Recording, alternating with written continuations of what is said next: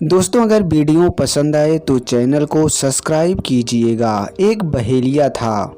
एक बार जंगल में उसने चिड़िया फंसाने के लिए अपना जाल फैलाया हुआ था।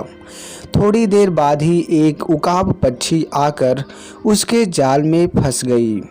बहेलिया उसे घर लाया और उसके पंख काट दिए। अब उकाब पक्षी उड़ नहीं सकता था, बस उछल उछल कर घर के आसपास ही घूमता रहता और जो भी मिलता खा लेता था। उस बहेलिया के घर के पास ही एक शिकारी रहता था। उकाब पक्षी की यह हालत देखकर उससे सहन नहीं हुआ। वह बहेलिया के पास गया और कहा, मित्र, जहाँ तक मुझे मालूम है तुम्हारे पास एक उकाब पक्षी है जिसके तुमने पंख काट दिए हैं। उकाब पक्षी तो शिकारी पक्षी होता है। वह छोटे मोटे जानवर खाकर अपना भरण पोषण करता है। इसके लिए उसका उड़ना जरूरी है, मगर उसके पंख काटकर तुमने उसे अपंग बना दिया है। तुमने तो उसके जीवन को अंधकार से भर दिया है। फिर भी क्या तुम उसे मुझे बेच सकते हो? बहेलिया के लिए उकाब पक्षी तो किसी काम का नहीं था। अतः उसने उस शिकारी की बात मान ली और कुछ पैसों के बदले उकाब पक्षी को शिकारी को दे दिया। शिकारी उकाब पक्षी को अपने घर ले आया और उसकी देखभाल करने लगा। 2 महीने तक जाते जाते उकाब पक्षी के नए पंख निकल आए और अब वह उड़ सकता था।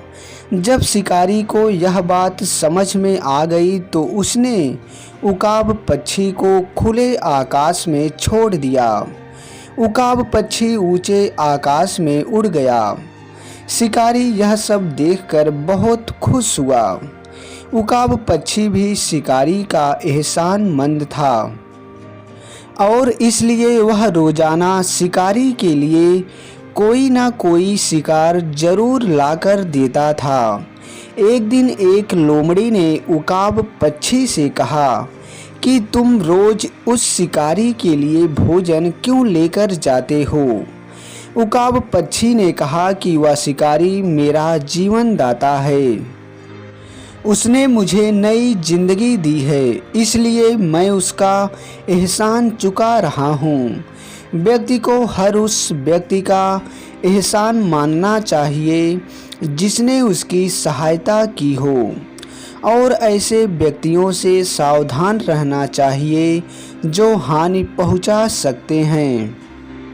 दोस्तों, यह कहानी हमें बताती है कि हमारे बुरे हालात में जो व्यक्ति हमारी मदद करे, हमें कभी भी उसके एहसान को भूलना नहीं चाहिए, बल्कि जहाँ तक कोशिश हो उसके एहसान को ब्याज समेत वापस करना चाहिए। और इसी प्रकार हमें भी चाहिए कि हम दूसरों की मदद करें। दूसरों की मदद करने से जो खुशी मिलती है वह खुशी आप किसी दूसरे काम से नहीं पा सकते हैं।